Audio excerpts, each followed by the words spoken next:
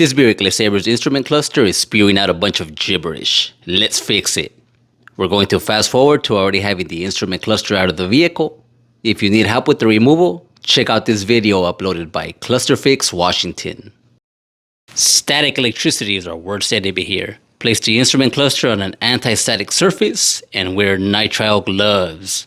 Remove the back cover by prying out these tabs with a flathead screwdriver.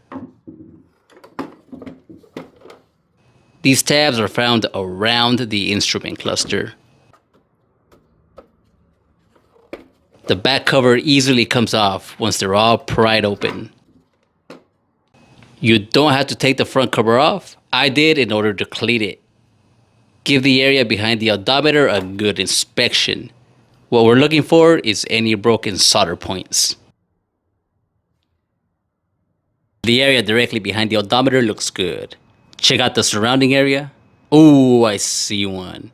Broken solder detected right there. The fix is a simple resolder. You don't have to be a master at soldering. If you've never done it, check out the tutorials created by the channel called How Do You DIY. The repair came out ridiculously nice.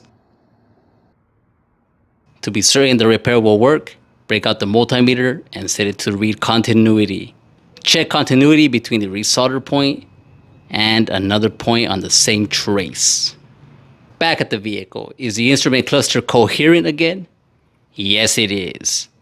Does it respond to the DIC switch, the driver information center switch? Checking fuel info, good. Gauge info, good.